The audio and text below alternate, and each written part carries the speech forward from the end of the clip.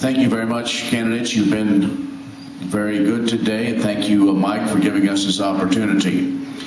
Well, now that you've told us your positions on many of the issues, tell us, while being only one of 435 members of Congress, one of those, what measures are you willing to take to get things done or undone for the citizens of Nebraska? I'm willing to work with the other side. My whole campaign, I have talked about the fact that I think our country functions best when both parties legislate from the middle, where instead of a country where the question is, are you a liberal or a conservative, people actually value the answer if you, in sincerity, say, I'm a moderate. I say this because I think there are moments in our country's history when the two parties have functioned together and people have actually gotten a lot done in Washington. We have an alternative to apathy. We have an alternative to the rancor and the division in Washington, D.C. But the biggest thing that we have to do to make that happen is to change what we send to Washington, D.C. And so ultimately, it doesn't matter if you have a Republican or a Democrat there. If that person is doing right by the district that they represent, that's the biggest thing. And part of being adult enough to represent the 3rd District is being able to recognize that you do need to work with the other side. I say that in no small part because this I see in my own family. Growing up, Mom was a Democrat, Dad was a Republican. I mentioned to you, Mike, I'm the youngest of 4 kids. My brother and one of my sisters are Republicans. My other sister and I are Democrats. And the shocking thing is that we all still love each other. I bet, in all sincerity, if every single one of you in this room were to have your feet to the fire, most, if not all of you, would also have to admit that you know and love someone of the opposite party. Yet why is it we have just come to assume that Washington has to be the way it is? The status quo of the two sides not speaking to each other has to be the norm. I'm a big enough person to say my party alone doesn't have all the answers to the problems that our country faces. We need to work together. Mr. Hill. Well, one person out of 435 almost never makes a difference in terms of voting.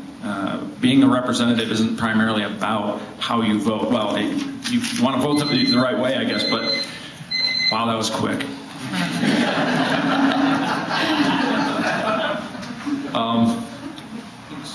So we'll allow you to start over. Okay. All right. Do over. Yeah, 1 out of 435. It's about leadership. That's how you get things done, and it's sometimes hard to describe to people who don't understand what I mean by that. How does that look? What does that mean? But Rebekah's right in the sense that you are going to have to work with the other side. Republicans will take control of Congress. I'll caucus with the Republicans. I'll support a Republican Speaker of the House. Republicans aren't going to have a big majority in the House. They're not going to have some 60% more majority.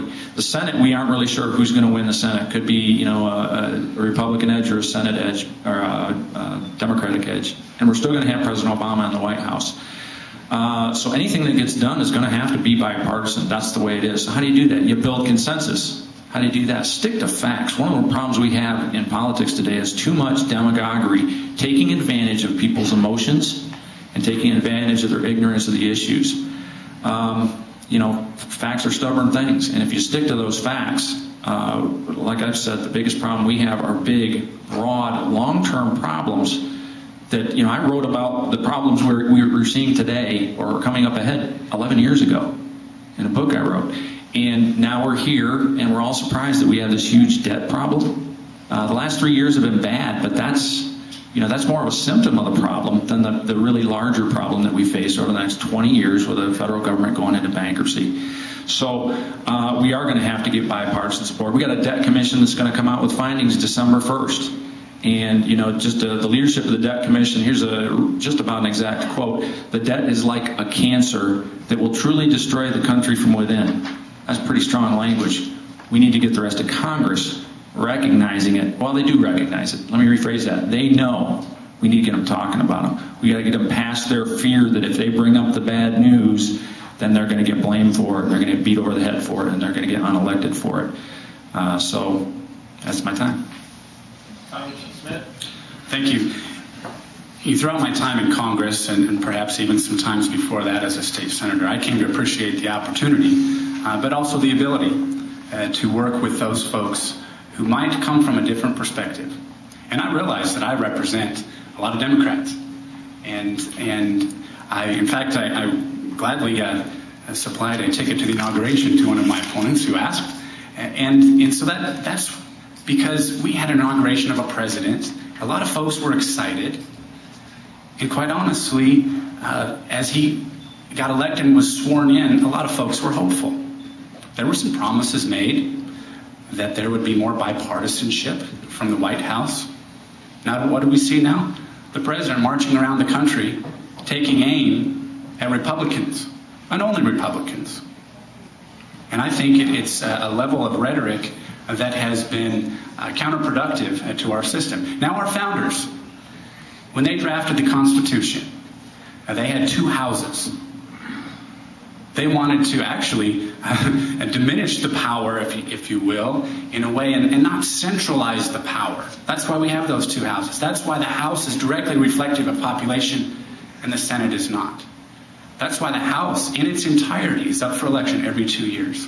I can tell you that's not really convenient from a campaign standpoint and fundraising and all of the other rigors of a campaign. But you know what? Our founders never intended for any term of office to be convenient.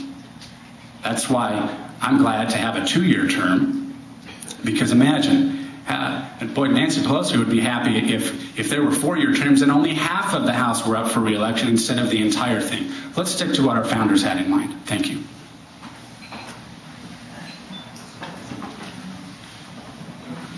Hour's up.